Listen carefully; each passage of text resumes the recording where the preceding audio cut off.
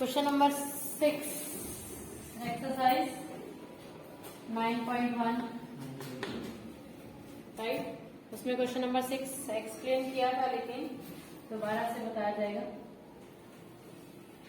यहाँ पे क्या थी, बिल्डिंग थी जिसकी हाइट गिवन थी 30 मीटर राइट।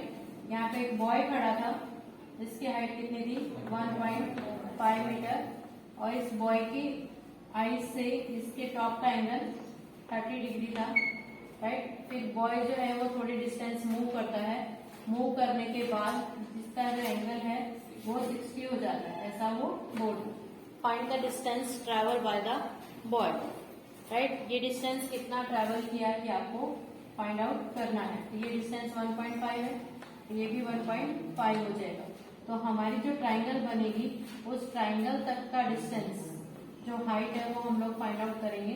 ये आएगी 28.5 माइनस कर देंगे। ये सब गिवन में लिखोगे तुम लोग, जो चीज माइनस करके लिखी और डायग्राम में शो कर दोगे तो एग्जामिनर को समझ में आ जाएगा। ओके, ये ए है, ये B, this is C and D, E F G. बहुत नाम जो है वो सब पे देने ही है राइट। उसके हिसाब से आप लोग सॉल्व करोगे। सबसे पहला काम आपको ट्राइंगल देखना है। ट्राइंगल कैसी होनी चाहिए, right angle triangle. Right angle triangle एक तो हमारी ये वाली है राइट। जो भी ट्राइंगल में से हमें ये डिस्टेंस फाइंड आउट करना है, तो ये डिस्टेंस करने के लिए आप ये फाइंड आउट करोगे और पूरा फाइंड आउट करोगे। फिर पूरे में से ये वाला माइनस कर देंगे तो हमारे पास ये वाला बच जाएगा। ओके, टू फाइंड में तो वही लिखोगे distance travel by the boy. अब ट्राइंगल एज्यूम करेंगे सॉल्यूशन के अंदर। फ्रॉम ट्राइंगल सबसे पहले ट्राइंगल ली हमने ए जी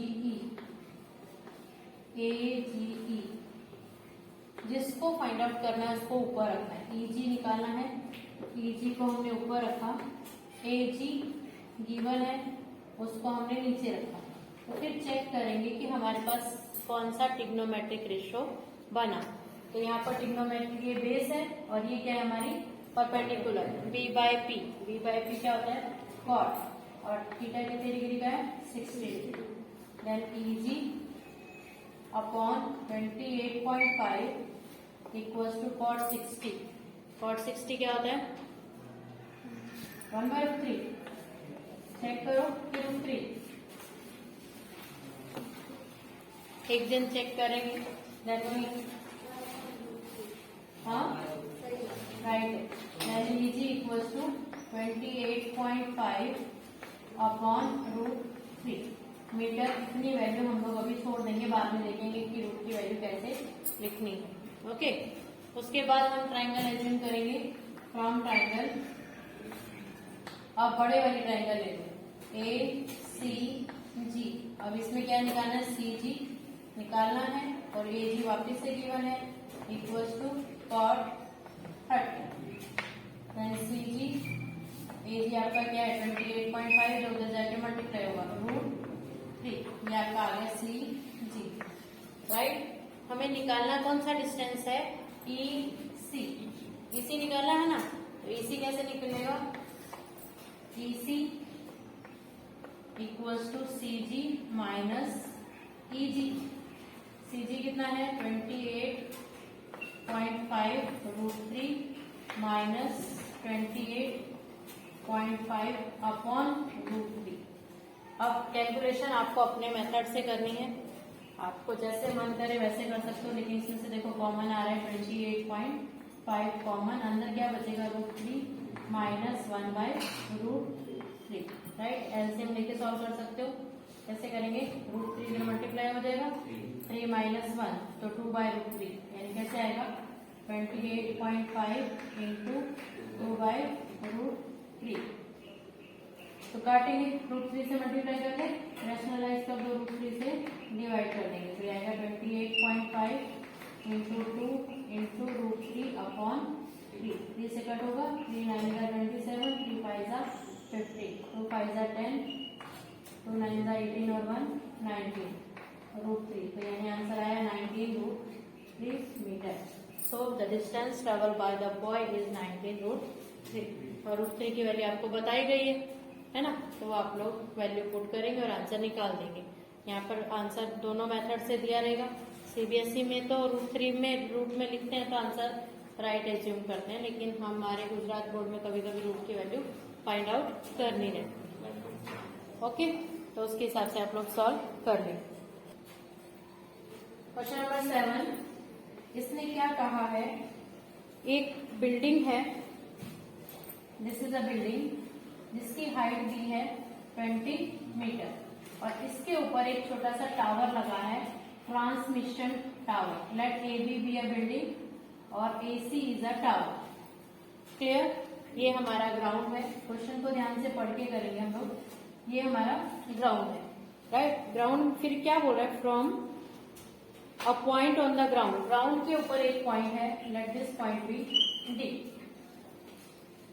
the angle of elevation of bottom, सबसे पहले किसका बोला है, bottom of the tower. Bottom का एंगल कितना है इसका 45। पहले जिसका दिया और पहला जिसका नाम लिखा है उसका आपको पहले लिखना है। फिर सेम पॉइंट से इसके टॉप का एंगल वो कितना दिया है 60। फिर क्या पूछा है, find the height of the tower. Tower की हाइट फाइंड आउट करनी है, यानी ये वाली चीज आपको फाइंड आउट करनी। क्लियर? अब देखो ये चीज फाइंड आउट करनी है। यहाँ तो कोई राइट एंगल ट्राइंगल बन ही नहीं रही है, नहीं बन रही है ना। कौन सी बन रही है हमारी ट्राइंगल, तो कौन सी बन रही है, एक तो ये वाली बन रही है यहाँ पर और एक ये पूरी बड़े वाली बन रही है। तो इतनी सी चीज फाइंड आउट कैसे करें, तो उस कंडीशन में जो चीज फाइंड आउट करनी है यहाँ पे ये भी नहीं है, ये होता तो भी हम लोग सोचते। तो दोनों ट्राइंगल में कॉमन चीज क्या है, बेस, यानी इस ट्राइंगल में भी बेस है और बड़े वाले ट्राइंगल में भी बेस है। तो हम टू फाइंड में क्या सोचेंगे, हमें क्या निकालना है, कॉमन साइड। याद रखना यहाँ दो चीज मिसिंग है, ये भी मिसिंग है और ये भी मिसिंग है। तो दोनों चीज में निकालना तो ये एग्जामिनर ने ये पूछा है, लेकिन इसको निकालने के लिए हमें को क्या मेथड लगाना है, तो हमें किसको फाइंड आउट करना है, टू फाइंड वाले को ऊपर जब लिखते हैं तो हमारे को जो कॉमन साइड है उसको ऊपर लिखना है। तो यहाँ कॉमन साइड क्या है, बेस, इसलिए हम हमेशा किसको रखेंगे ऊपर, बेस को रखेंगे। और अब जो दिया ही नहीं है इसका मतलब इसको हमें एज्यूम करना पड़ेगा अपने मन से। इसको हम एज्यूम कर देते हैं, सपोज करो स्मॉल लेटर में H एज्यूम। क्लियर हुआ? अब हम ये सोचेंगे कि ये दिया हुआ, ऐसा ही सोचना पड़ेगा, मजबूरी है हमारे पास, क्योंकि दो दो चीज मिसिंग। इतनी बात समझ में आ गई सबको? ओके, यहाँ पर दो ट्राइंगल बने। सबसे पहले सोल्यूशन ही करवा रहे हो फ्रॉम ट्राइंगल। पहले छोटे वाले ट्राइंगल लेंगे, ये वाले जब ट्राइंगल लिखा हमने क्या आया, ABD। वैसे तो और भी मेथड है निकालने, लेकिन ये वाला इजी रहेगा। इसमें BD निकालना है, BD ऊपर हम एज्यूम करेंगे AB तो वैसे भी गिवन ही है, इक्वल्स टू cot 45। यानी पहले छोटी ट्राइंगल का एंगल कितना है हमारा 45, then BD upon 20 equals to cot 45 कितना होता है 1, then BD equals to 1 into 20, तो ये तो 20 मीटर आ जाएगा। तो ये कितना आ गया 20, राइट। अब फ्रॉम ट्राइंगल कौन सी, CBD। इसमें भी यही एज्यूम करें कि BD हमें दिया है, एक मेथड तो यही है, BD अपॉन BC equals to cot 60, BD अपॉन BC की वैल्यू कितनी है H प्लस 20। पूरा कितना है H प्लस 20 ना, पूरा हाइट लेना पड़ेगा ना अपने को, तो इतना H है और इतना क्या है 20, तो H प्लस 20 इक्वल्स टू कितना आएगा cot 60 1/√3। अब BD की वैल्यू हम फाइंड आउट कर चुके हैं। दिस एम्प्लॉइज फ्रॉम 1 BD की value 20 upon H plus 20 equals to 1/√3। क्या करेंगे, क्रॉस मल्टीप्लाई कर देंगे, तो ये क्या आ गया, तुम लोग नीचे नीचे लिखना, right. 20√3 equals to H plus 20 को इधर लेके आओ, 20√3 माइनस 20 इक्वल्स टू क्या आ जाएगा H, 20 कॉमन ले ले, √3 माइनस 1 इक्वल्स टू H। पीछे आंसर ऐसा ही है, लेकिन अगर √3 की वैल्यू रखनी है तो रख सकते हैं 1.73, फिर माइनस करेंगे तो 0.73 आएगा और 20 से मल्टीप्लाई कर दे। लेकिन पीछे आंसर उसी फॉर्म में दिया है, so the height of the transmitter, last में हेडिंग डाल के लिखेंगे, ट्रांसमिशन टावर इज क्लियर।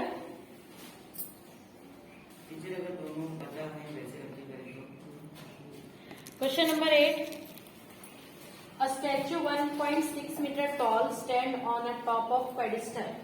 जैसा पेडिस्टल समझ में आता है, जैसे बिल्डिंग के ऊपर टावर था ना अभी थोड़ी देर पहले, वैसे ही यहाँ पर क्या है, स्टैचू है। स्टैचू किसके ऊपर है, नीचे हमारा पेडिस्टल है, यानी वो जो स्टैचू रखने के लिए बनाया जाता ना, तो वैसा स्टैचू, उसका इसमें स्टैचू की हाइट दे रखी है 1.6 metre, right. Top of pedestal, from a point on the ground the angle of elevation, top of statue, same ये ग्राउंड है, इसके टॉप का एंगल ग्राउंड के पॉइंट से कितना दिया है, 60 डिग्री। सेम अभी जो किया था वही चीज है ये। From the same point the angle of elevation of the top of pedestal is 45, same angle दिए, उसमें भी यही था ना, नीचे वाला एंगल 45 था, ऊपर वाला 60 था। बस कंडीशन ये थी कि वहां ऊपर वाला फाइंड आउट करना था और यहाँ नीचे वाला फाइंड आउट करना है। Find the height of pedestal, height of pedestal निकालना है, यानी ये नीचे वाला आपको ये वाली हाइट निकालना है, यहाँ से लेके। इसमें भी ये मिसिंग है, A B C D, same diagram, बस वहां पर यहाँ क्या था, हाइट थी बिल्डिंग की, ये गिवन थी, ये फाइंड आउट करना था। इस बार ये गिवन है, ये फाइंड आउट करना। मेथड सेम है, कुछ भी नहीं, जो चीज कॉमन है उसको ही ऊपर रखेंगे। क्लियर, निकालेंगे from triangle A B C, A B C, A B निकालना है, उसको ऊपर रखेंगे, बी सी गिवन, ऐसा हम एज्यूम करेंगे, इक्वल्स टू कितना 10 45, देन 10 नहीं है, 4 है ना, बेस है ना, बेस अपॉन परपेंडिकुलर, तो ए बी क्या आ जाएगा, बीसी हमने एच लिया है, cot 45 कितना होता है 1, तो एच ही आ जाएगा। ये आपकी एक इक्वेशन बन, राइट। सेम ऐसी दूसरी ट्राइंगल लेंगे, कौन सी, फ्रॉम ट्राइंगल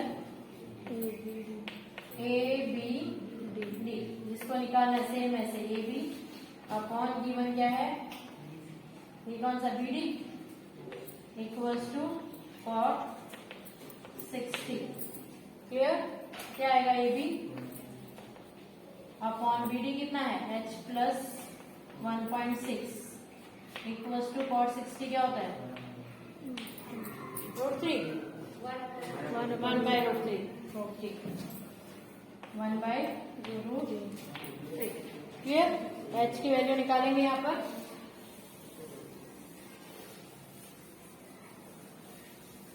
इसको रब कर देंगे, यहाँ से देखेंगे क्या है, ए बी इक्वल्स टू क्या आया, एच प्लस 1.6 अपॉन √3, ये इक्वेशन क्या आ गई, राइट। फर्स्ट इक्वेशन ये थी, सेकेंड इक्वेशन ये आ गई।